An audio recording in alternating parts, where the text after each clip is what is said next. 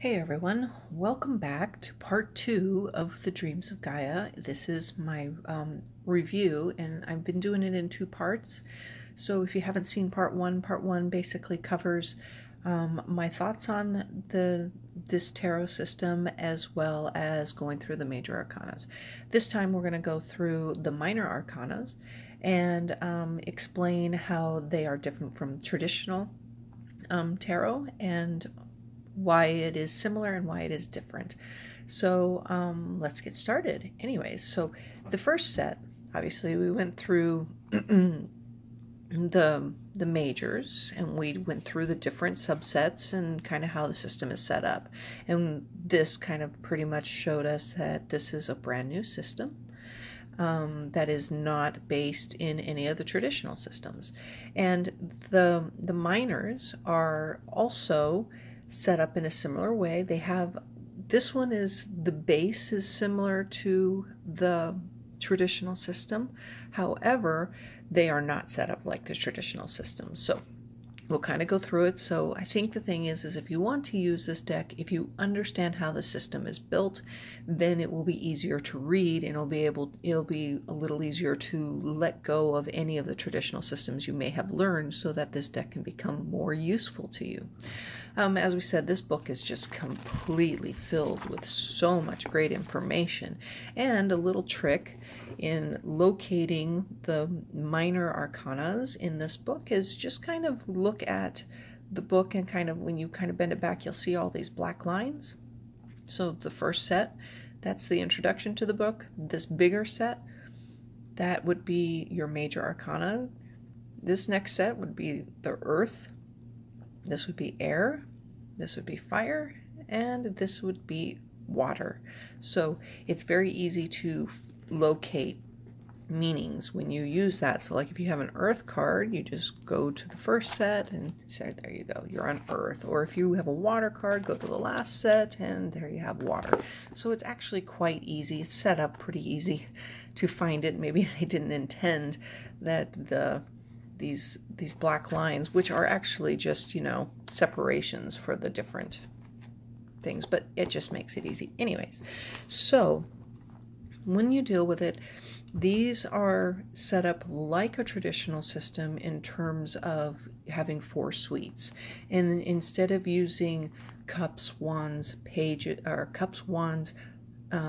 swords, and pentacles, they are using the earth elements that are related to those suites.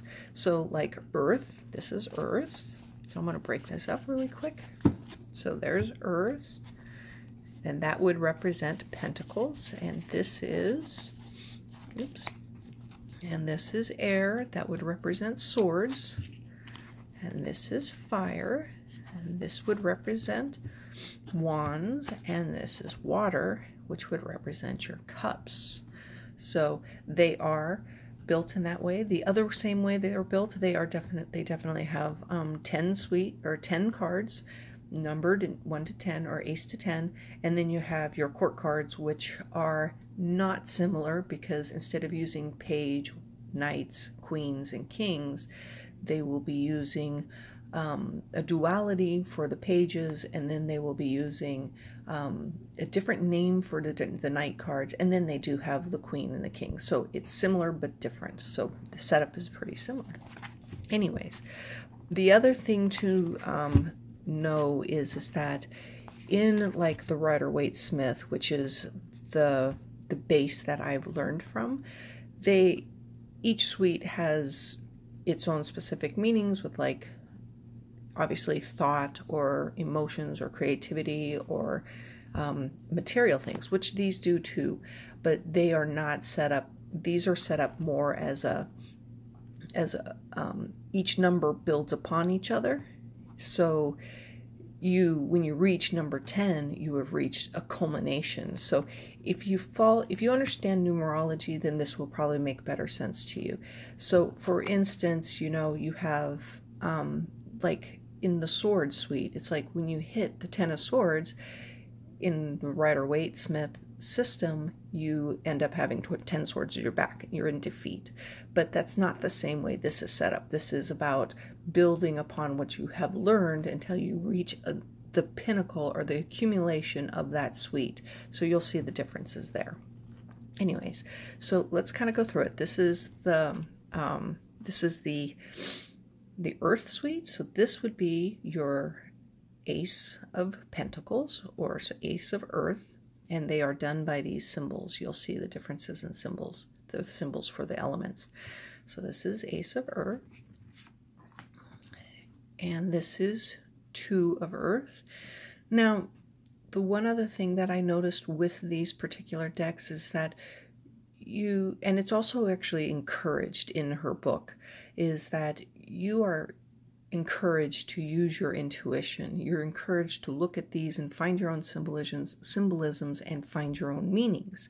So, but this one's pretty similar to the Rider-Waite. I mean, this is balance, so you can see it. Instead of having 2, I mean, there's 4, but it's the 2s represents balance, choices, decisions. So it's very similar, but then you'll see it just veering off and not being similar at all. So use your intuition. She actually recommends it. You don't have to use the book. You can use your intuition, but you know, for somebody like me, I like to read what these cards were meant to mean and then use my intuition so I combine them too. So I'm still in the learning phase, and I'm actually enjoying learning this system. So here's the 2 of Earth and the 3 of Earth. You're building something new. You're planting something. You're planting the seeds. You're getting ready to create something. Building blocks. So this is 4 of Earth, 5 of Earth. This particular card kind of reminds me of the Devil card in the Rider-Waite-Smith. There's not really one in the majors. There's not really a Devil card in there, but this one does. And this one's more about asking you, are you manipulating someone, or is someone manipulating you? Is what your actions doing harming someone, or is somebody else's actions harming you? So these are all questions that you need to answer that makes these cards very in-depth. So moving on, we have the 6 of Earth, which is hard work, the 7 of Earth, the 8th of Earth. So you see, the more you climb in the numbers, the more accomplished the cards are in the suites. The 9 of Earth and the 10 of Earth. So now we are moving into the court cards. The court cards are different. So if you notice, you'll notice it right away. This is the Page suite, but it's not the Page. In this particular one, it's Heaven and Earth. It is the duality, is what is above, what is below for this particular card. So it is a different energy. It's not the youthful energy. So when you move into the to the Knight card, each card will have a different name down here. This one for the Earth is called Essential, the hard worker, tasks being tasked to this person, and they take on those tasks with pride, and they are the person that stands between them and the people of authority. So these guys are very proud. They're very loyal, as with the dog. So each card has a lot of symbolism for you to draw upon.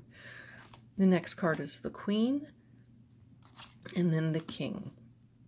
So that's the basic setup for the suites. So here we are. We're going to move into the air element, which you will see has a sword. So that's your symbolism that this is within thought. So this is the Ace of Air. This is the 2 of Air, and you'll see the balance because 2s are balanced.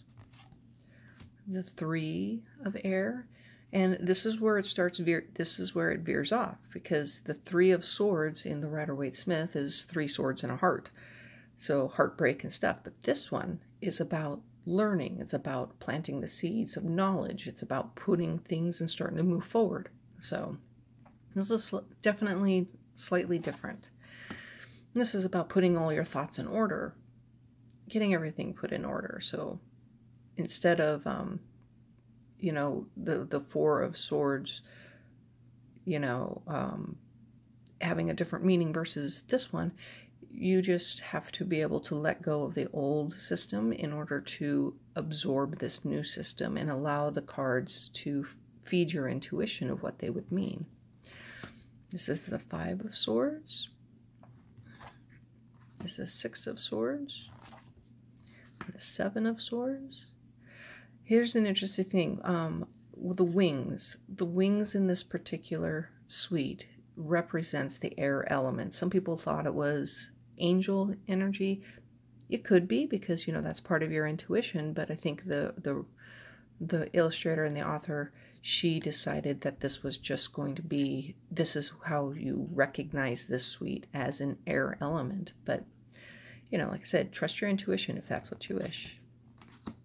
Eight of Swords, Nine of Swords, Ten of Swords. And like we were discussing before, Ten of Swords is usually in the Rider-Waite-Smith, 10 swords in a back, the person's on the ground, they're in defeat, they're dead. Not a very pretty picture, but this one is attainment. It's as you move through all the numbers in the suite, you begin to build upon what you have learned before, and when you finally reach the last number, which is number 10, you have mastered and attained that suite. So that's how this is different. This is more of a building towards the end, not necessarily, you know, you're building towards the end and then you get defeated. This is not how this deck works. So here's your page, and this is the body and the mind. So it's that duality externally, internally. And this would be the Knight. This is the Scribe. Your thoughts are recording your memories and stuff like that. So, and then this is the Queen of Air. She's represented by the owl, which is feminine cycles, night, moon. King of Air, represented by the eagle. See, aren't these really beautiful cards? It's really beautiful, so that's why I was like determined to try to understand this system. So we have moved beyond the air suite. We are now in the fire suite, which would be similar to the wands. So you have the Ace of Fire, the Two of Fire, which is also, you know, fire represents passion, so you kind of have that energy with this card, but still the duality. Three of Fire, Four of Fire. And this one is one of my most favorite cards out of this entire deck, and there's a reason for it. It's because this is about action, this is about focused energy, and I just love the intensity of this image in this card. To me, this card would more represent the Eight of Wands in the Rider-Waite-Smith, but the difference is that, you know, so much energy is moving. This also conveys the movement, but it's also very focused, meaning that you have a goal, you have a determination, you're focused upon it. So this is one of my favorite cards out of this entire deck. Here's the Five of Wands, which is the fighting. So that's similar to the Rider-Waite, but the Six of Wands is not the same, because Six of Wands is victory. This one is called put your swords down, stop fighting, make concessions, make amends. Somebody may have to apologize. You may even need a mediator to help resolve the issue. So this is different. So it's talking about, it's the next step. After you got done with fighting, you're going to try to make amends. The Seven of Fire, the Eight of Fire, the Nine of Fire, and the 10 of Fire. So here you are in attainment. Looks like the Columbia Rising. You've reached the end of the cycle. You have gained and mastered, versus in the Rider-Waite-Smith, you've got a guy carrying 10 wands, burdened. But is it worth it? Is the burden worth it? This is a different, like I said, you have to let go of the old system in order for you to absorb how this new system works. So here we are in the page. The page is masculine, feminine. This is the yin yang, the passive and active energy. So there's the page, and this is the hero. This is definitely like the knight, the true knight in shining armor. He goes out, he gets things done, focused energy, keeps going. Then you have the Queen of Fire and the King of Fire. And now we're in the water suites, which is your cups, your emotions. So this will help that. Here's your Ace of Cups. Two of Cups, very similar with the Lovers. Three of Cups, or water. We're in water. I gotta move back to water. Four of Water. Five of Water. Six of Water. Seven of Water. This is surrender and release. Kind of like the Hangman. Eight of Water. Nine of Water. 10 of Water. This one is similar to the Rider-Waite-Smith because this is, you know, emotional fulfillment, emotional completion.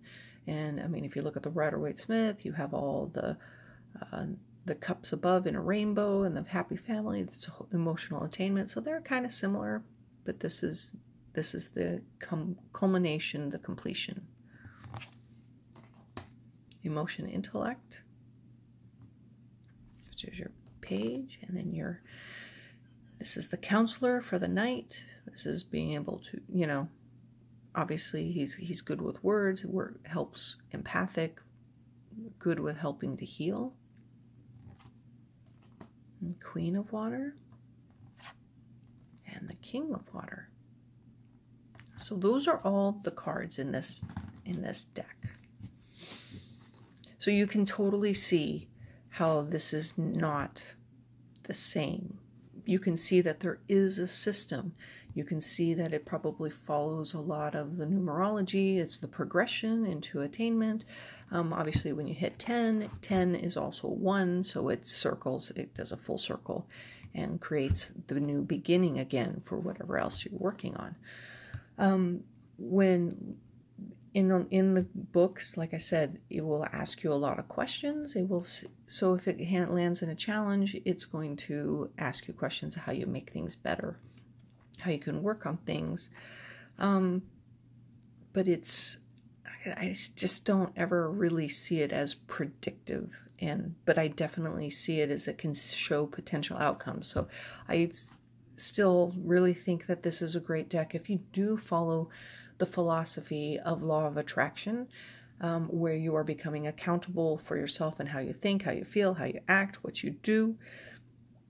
Then this card system, I think, will really complement that philosophy. So when you put them all together, it works really great. Anyways, but I wanted to bring up one other thing because I know I blew past it in the first one, is the Death card. Some people think, you know, because it is in the cycles of life. So when the Death card shows up in this particular deck, it talks about, you know, if you're looking at it from a literal view of, you know, birth, child, teenager, adult, elder, death, you're going, oh my God. But really, in all honesty, this is a card of transformation. It's a card of rebirth. I mean, if you're looking at up from the ashes, this is like a symbolism, kind of like the phoenix, you know, the knowledge with the snake. You have, you know, you'll see this, you know, when you see the new birth of the new life, the new inner spark that is coming forth, that's being birthed. So when you look at this card, and if you read in the book, it's not a literal death. It's just a transformation of a system. It's an ending of one to a beginning of something else. And you could really be hoping for the situation. You're really ready for a situation to end so the new situation can begin.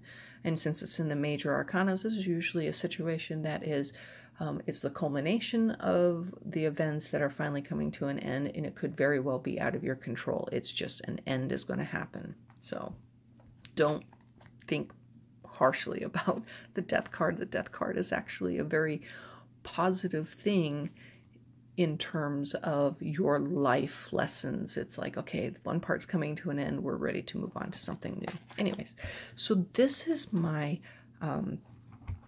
my review. really was like, I want people to understand that this is a different system, and if you're willing to give the system a chance, you absolutely can use the system. You can absolutely use it as an oracle card. Is oracle cards where you just pull one, because like I said, this book comes with so much information on each card. It gives you plenty to think about for even just a one card draw.